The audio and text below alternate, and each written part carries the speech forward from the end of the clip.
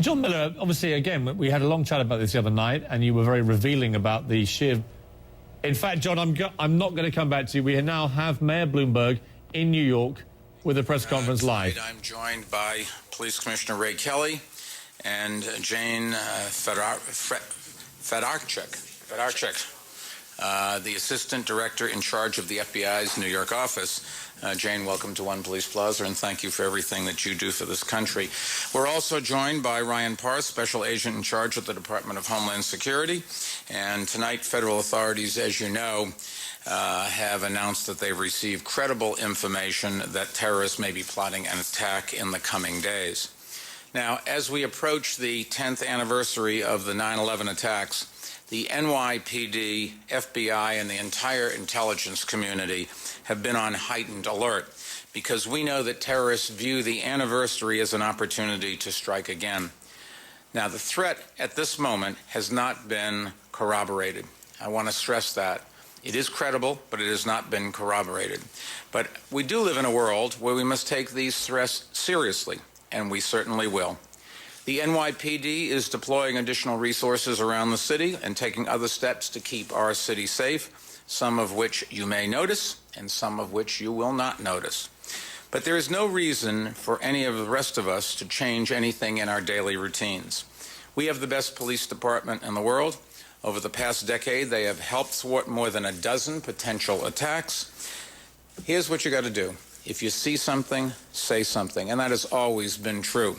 And over the next few days, we should all keep our eyes wide open. But the best thing that we can do to fight terror is to refuse to be intimidated by it. For 10 years, we have not allowed terrorists to intimidate us. We have lived our lives without fear, and we will continue to do so. So go about your business as you normally would, but just be vigilant. If you see something potentially suspicious, call 311. And if you see something that you think is potentially dangerous, call 911. Earlier this evening, I had an extensive conversation with Homeland Security Secretary Janet Napolitano about the threat and what is being done in response. I also had a conversation with Jay Walder, the Executive Director of the MTA, and they are heightening security at MTA bridges, tunnels, and other transit infrastructure. And just for the record, I plan to take the subway tomorrow morning and feel just as safe as I did when I took it this morning. And now I'd like to ask Jane Fedarcyk to tell us a little more about the nature of the threat. Jane? Thank you, Mr. Mayor. Good evening. As we know from the intelligence gathered following the Osama bin Laden raid, Al-Qaeda has shown an interest in important dates and anniversaries such as 9/11. In this instance, the instance that we are all here tonight to speak about, it's accurate that there is specific, credible, but unconfirmed threat information. As we always do before important dates like the anniversary of 9/11, we will undoubtedly get more reporting in the coming days. Sometimes this reporting is credible and warrants intense focus. Other times it lacks credibility and is highly unlikely to be reflective of real plots which are underway.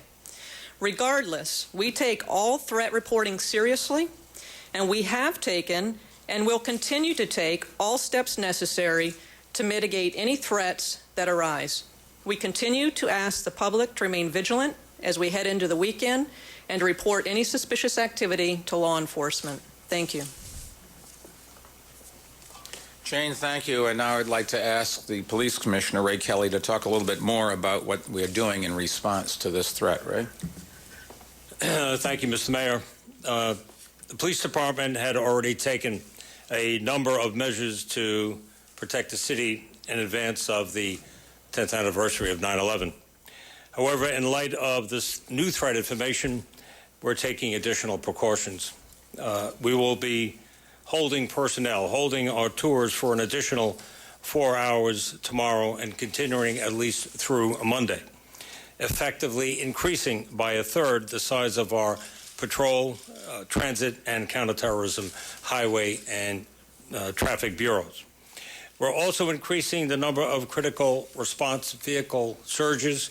That's where dozens of police cars respond to predetermined locations for counterterrorism coverage. The public is likely to see and may be somewhat inconvenienced by vehicle checkpoints at various locations throughout the city. We're also increasing the number of bag inspections on the subway system and the number of police vehicles on patrol equipped with license plate readers. There will be more bomb dogs on patrol and increased deployment of radiation monitoring equipment at vehicle checkpoints in particular. There will be increased focus on tunnels and bridges and infrastructure in general, as well as landmark locations, houses of worship, and government buildings. Borough task forces throughout the city will be used to help in these increased patrols. There will be increased towing of illegally parked cars and increased bomb sweeps of parking garages and other locations. We're also increasing police coverage of the city's ferries.